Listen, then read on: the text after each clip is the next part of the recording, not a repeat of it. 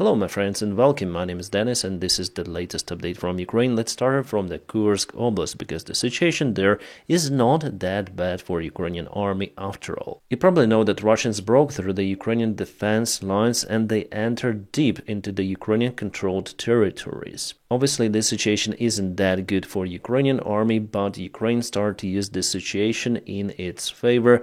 Now I know that the reinforcements are being sent to the Kursk Oblast and probably Ukraine will conduct this operation trying to encircle the Russian army. You may say, Dennis, you are too much positive about the situation in Kursk, you need to be realistic. Well guys, there are several of the sources which state that definitely Ukraine sent the reinforcements and definitely there's a heavy fight ongoing with the possible encirclement of the Russian army. For now we know that their offensive yesterday was repelled with heavy losses from the Russian side. I have this data which was shared by some of the Ukrainian commanders of the separate battalions and brigades.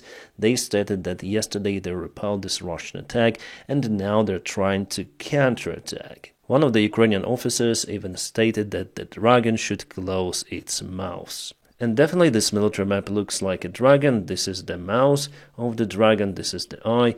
Russians went inside the mouth, so there is the high possibility of this mouth to close with the Russians trapped inside. Reportedly, Ukraine deployed the 47th Mechanized Brigade to the Kursk Oblast. Those guys are really capable. I saw many of their videos published on YouTube of how they operate with the drones, with artillery, tanks, infantry, so the guys are absolutely great. My friends, if you like the job that I do on YouTube, you might also consider supporting me on Patreon, obviously if you want and if you have this possibility.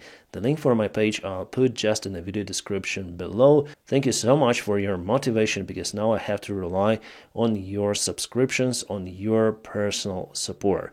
Thank you so much for it. So yesterday I was kind of pessimistic about the situation in the Kursk region, but now I'm getting more optimistic about the case, so probably Ukraine will be able to hold. At least the news I receive are quite encouraging, but I'll follow my own thoughts about the Kursk Oblast. After all, Ukraine is not that capable in the Russian region. I mean, every operation should lead to something. The perspective of the Kursk operation, well, for me, it's not understandable for now. Yes, it was the tactical success, but from the strategic point of view, I don't see the goal because Ukraine cannot reach really the nuclear power plant of the Kurchatov, the Kursk nuclear power plant, because Ukraine doesn't have enough resources to move that far away. But again, I may not know lots of the stuff happening, so I'm not the military expert, my friends. I'm just a YouTuber reviewing the military maps, and I have my own logic and opinion on that, judging on the facts which are coming from the front lines and from the news around Ukraine. Now I see that Russia takes the initiative in the Kursk region, but it's not yet over. Russia also tried to repel Ukrainian attack in Vesela village. Yes, at first it was reported that the Ukraine took this village under control, but now we know that our forces are very close to the settlement. They took the positions and the Russians repelled the Ukrainian army from this part.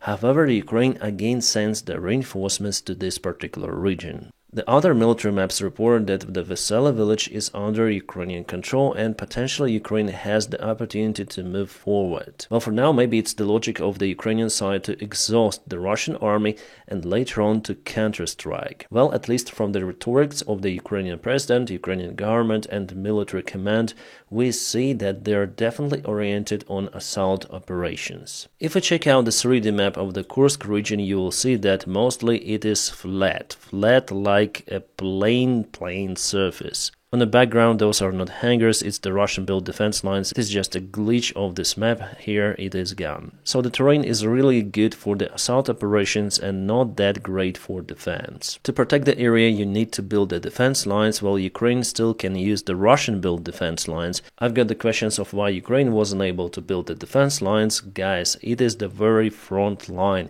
It is very hard to build the defense lines somewhere here. You may build those maybe over here around Such to protect the settlement, the biggest one Ukraine was able to take in this region. And also you can see this is the Russian defense line. It will be used by Ukrainian army. Every military map source shares its own data about the situation on the ground.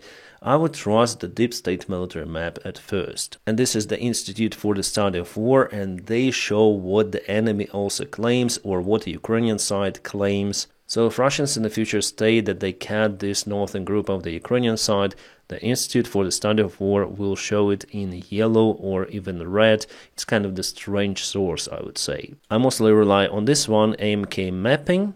The Micah 73 with its military maps too. In both of those sources you may find also the information about the Middle East situation. In Lebanon, in the Gaza Strip, they also publish those charts, and also obviously the deep state military map source. By the way guys, here we have the update from the Pavlos direction from the Micah 73, so Pavlos is not that far away. Here you can see the settlement already. Unfortunately, Ukraine had some of the losses for the last time, but we're gonna speak more about the losses for both of the sides in this video with the current and recent statistics. But what I want to say that Ukraine performed a drone counterattack against the advancing Russian army. So if you see all of this area in red, it doesn't mean that the Russian forces are safe there. Russians tried to reinforce their group over here with their convoy, but Ukrainian drones attacked the place, causing severe losses for the Russian side, and their attack wasn't that successful. But at the same time, we see that even with the losses, they moved forward a little because they were spotted somewhere over here. If I'm saying about something, guys, I always have the proof for it. So for example, this is the Ukrainian surveillance drone, and later on Ukraine even sent some of the ground forces. This is the infrared camera. It looks like the Cossack, yeah, it's the Cossack armored vehicle used for our infantry, a Ukrainian made MRAP. And the Ukrainian soldiers stormed the local building, and later on they left the place on the same car. The place is Novogrodivka. It is reported as under the Russian control, but even there Russia is not safe. By the way, here you can see some of the defense lines, so-called pyramids against the tanks.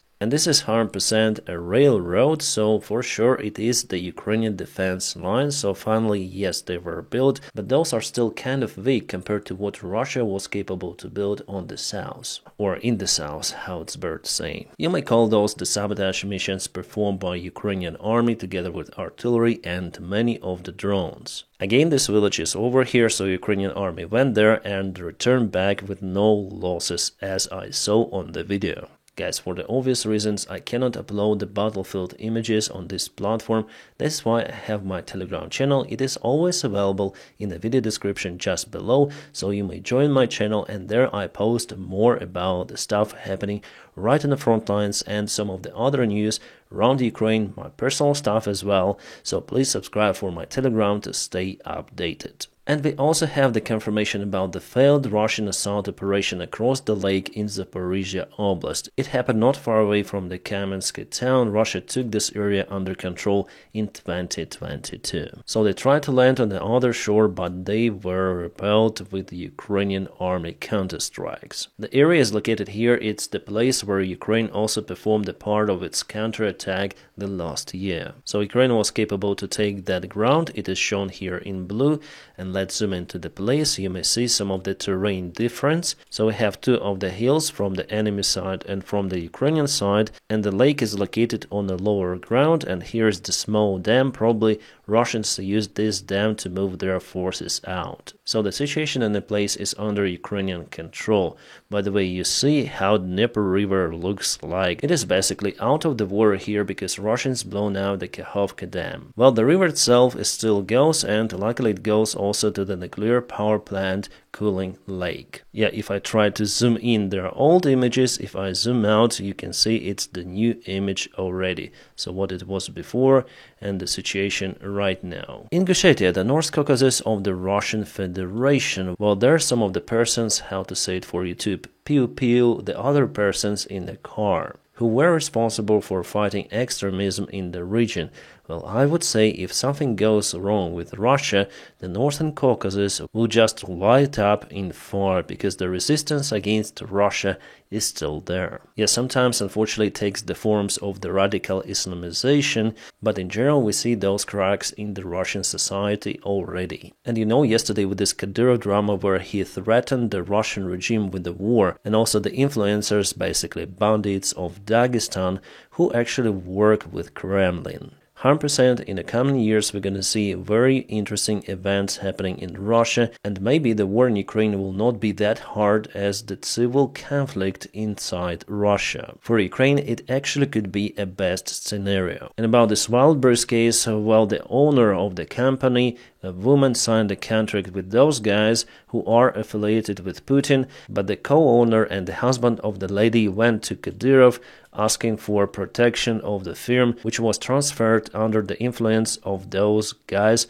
who are affiliated with Kremlin. So basically, it's the war between Kadyrov and the Kremlin-influenced persons. And here we speak about the billions, not rubles, but dollars. It is very intense, and Kadyrov, as you may see, is ready to escalate. Probably he wants to see if the Kremlin is really that strong, because Vladimir Putin was responsible for the deal of transferring the company to those guys under their partial ruling, let's say. The main escalation happened around 1 month ago. Then Kadyrov sent his guys to the office of the company of the Wildberries, where they pew some of the guards of the company who were actually from Dagestan. The Chechen attackers were arrested. The Russian media was really calm about the case, and later on there were just reports that those Chechen guys were sent to the war with Ukraine, so they signed the contract with the Russian army, but actually those were in Akhmat battalion, which is the part of the Russian militia. So the 90s are coming to Russia, and it is just a beginning, my friends.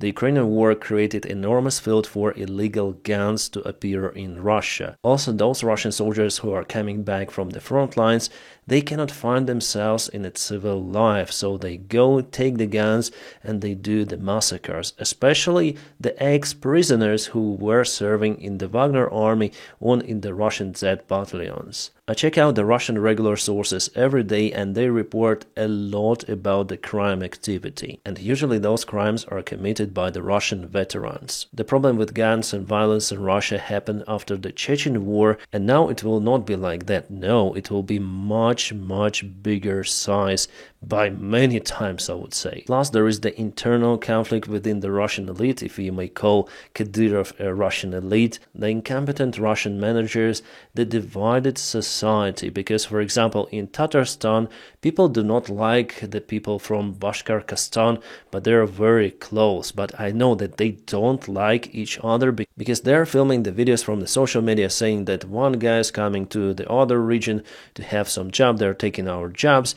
So the similar stuff you may hear from the United States, that the immigrants are coming, but here is the internal place of Russia. Also, we know the special attitude of Russians towards the people from Caucasus, and those people also do not behave well, for example, in the Moscow city. So it all creates a very big trouble for Russia. That's why I'm sure that the Russian Federation will not live for a long time in a state we know it. And one more leader of the possible military coup, at least in the northern Caucasus. Kadyrov would like to have Ingushetia, Dagestan under control. He would like to create this new Islamic republic. With his influence in the region, I would say it is possible. But it would obviously lead to direct confrontation between him and Putin. Well, I guess it has already been started, and the Russian FSB probably will do something to get rid of Kadyrov in the nearby future, as they did, by the way, with his father.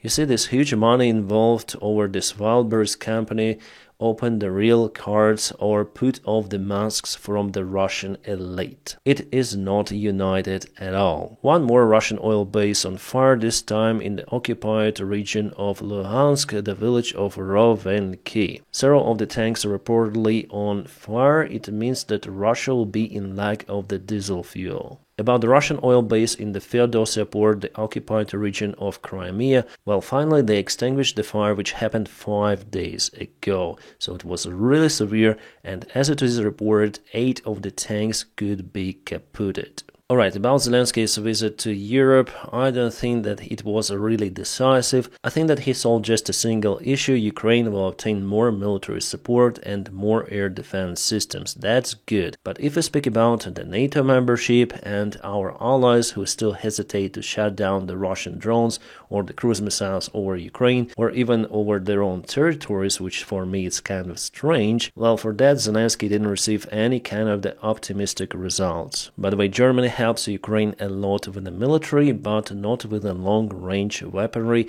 if we speak about the missiles like Taurus. And as I told you many of the times, without the NATO membership, without the allies' real unity, Ukrainian war has no positive perspective. I mean, Ukraine will still stay Ukraine, but Russia will take lots of the ground from it in the future years. Yes, in 2025 the war will continue, and Zelensky stated about it that he wants the war to be over not later than in 2025. But from what I see currently, only Putin may stop the war by withdrawing his forces or maybe announcing a ceasefire. But Putin doesn't want to do it because he still thinks that the Russian army is capable to occupy all of the Ukraine. And no matter what losses Russian army has, Putin is still oriented to reach his goal. For this reason, for Ukraine, it's important to hold with the military support from our allies, hold as long as it takes for Russia to start to crack and collapse.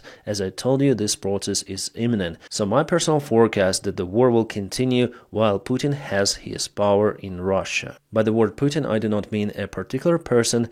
There is a Russian clan, FSB, which controls the Russian power. So it's important for Ukraine to keep the support. That's why the future elections of the United States are really important, because if Trump gets the power, Ukraine may be left without any sort of support from the United States of America. And the United States is our biggest partner if we speak about the military units, ammunitions, etc. Well, the second one is Germany, by the way. I guess that Donald Trump is the threat not just for Ukraine, but also for the NATO alliance. Let's listen to what he says. You will not protect us from Russia. It used to be the Soviet Union, now it's Russia. Sort of the same thing. I said, that's what it means. You will not protect us. I said, are you delinquent? Yes. Let's say we're delinquent. I will not protect you under any form. You will not be protected. So again, he continued with his bullshit that someone needs to pay. To whom? To Donald Trump? To the United States of America? No, it's just a recommendation by NATO for the countries to invest at least 2% of their GDP into the military sector of their own armies. Yes, not for American army, which as Trump says should protect them, for their own armies. There is no any regulations for the NATO countries to pay something to the United States. It is not said that the United States should protect all of the countries solo. No, it's the unity. All of the countries of NATO should consolidate their forces to protect each other. It's not about the United States. It just happened that the United States has the largest military in the world. Well, I think to propel democracy, right? So if you want to protect NATO, your friends, your partners, obviously you should do it regardless on their payment, because it's not mandatory, it's a recommendation. And there are many of the countries which invest more in their army. For example, Poland invested, I guess, almost 4% of their GDP into the army. And guess what? All of the NATO countries which are bordering Russia or not far away from Russia invest more than 2% of GDP into the military. But Donald Trump, the last year, even said that he would encourage Russia to attack those countries if they do not pay. I don't even know how people do not see the lies coming from Donald Trump. I mean, he lies after lies. I'm also trying to be honest with you. I tell you my own thoughts as they are, regardless on your likes, dislikes, views I have, topic I discuss. Well, it's my policy, and I'm sure that it is not applied for everyone, but for politicians it is must-have. But miraculously, politicians usually lies, and Donald Trump is one of those politicians who lie almost in every of his statements. I mean, it's so clear that he lies about Ukraine, the military support of $300 billion, the best salesman Zelensky, the NATO countries, and this guy runs for the president of the most powerful country in the world. You know, I spoke with my mates from Europe and the guys from Ukraine. They're all shocked about this guy and his lies, because it really touches the world, it touches Ukraine, and Ukraine 100% will be out of the military support if this guy is elected. Moreover, his friend Michael Johnson said that he is tired about the military support of Ukraine. He openly said about it. Their goal is to make Donald Trump elected so he may have the deal with Vladimir Putin and Vladimir Zelensky, and that is how Ukraine would not need any more support. So he is sure that Donald Trump will be able to finish the war very soon. But it is one more delulu from the Trump's team, and it's nothing more than speculation, or you may call it populism. The only guy or the only group which may stop the war is in the Kremlin. The rest of the scenarios include lots of the investments into the Ukrainian military, and if you don't want to do it, Putin will take more ground in Ukraine and the war will continue in that case. The deal with devil doesn't work, and Mike Johnson, as a Christian, should understand that. Because that is exactly what Donald Trump wants to do. The devil will never recognize the deal as a valid one, as it happened, by the way, in Chechnya. And you know, Dmitry Medvedev, the ex-Russian president, already commented on the post of the speaker Mike Johnson. Here he writes that Putin may say, not yet, we're speaking about the peace between two of the countries, so not yet, Ukraine must capitulate and no joining NATO, which is, I think, obvious in case of the capitulation. That is what Russia is seeking, to capitulate Ukraine, and those paid or maybe just useful idiots are helping Russia to reach its goals. It is great that the other countries, for example in Europe, understand that it's better to get prepared for the future escalation of the war and support Ukraine even more. Also, they want to reform their armies. For example, the Norwegian government allocates almost trillion crowns to boost defense industry for itself and for Ukraine. I hope that the Ukrainian army gets something better than those Leopard 1 tanks, because after all, those are quite old and they have the poor armor.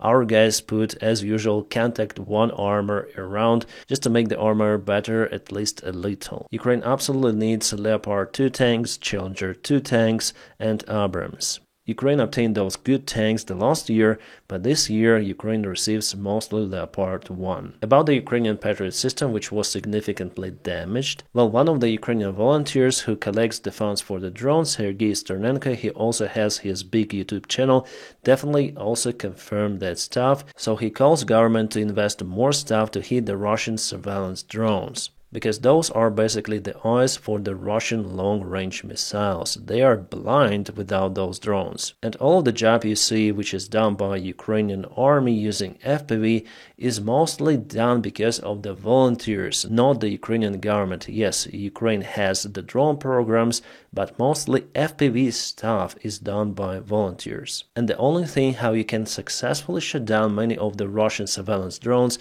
is by using FPV drones. Alright, now about the losses on the front lines. There are lots of the losses, and they're published for each day by the blogger Petura. He is also a military analytic, and I hope I spell his name correctly. Andrew Perpetua. He has his Twitter channel, and there he shares more information. A fantastic job he's doing with his team analyzing all of the videos from the front lines, drone videos, and not only. So they may provide a clear evidence about the ratio of the losses. And for the last 10 days, Russia lost the record number of the vehicles, 822. 822, but Ukraine also has losses, 341 vehicles, so the ratio of the losses is 2.5 to 1. It's the first time that Russia started to lose that many vehicles. Well, I guess it is connected to the storming of Vuhledar, which was occupied by the Russian army, and there Russia used lots of the vehicles.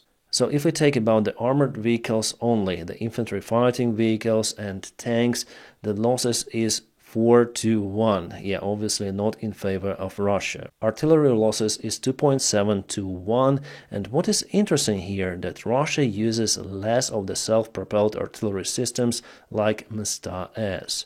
Now they're mostly using the towed artillery systems, and some of those are made in 50s. Yes, Russia now takes all of the stuff from their military storages. They really go all in on the front lines. About the Patriot system of Ukraine, it's not here right now. It will be published a little later, so there is some of the delay with analyzing all of the videos. Also, we expect more of the Russian losses in the Kursk region. But if we take the general resource of the country, like Russia and Ukraine, well, Ukraine doesn't have that military production, but we have the help from our allies, and I hope that Ukraine will continue to receive all of the necessary military support for the next year and maybe even for the next years, because I don't see the evidence that Russia may stop the war soon. About the nearby future, well, I hope that Dragon will close his mouth. My friends, now please don't forget to press your huge like to this video. By doing so, you help me a lot, and as usual, I wish you all a peaceful sky wherever you are, and have a great time.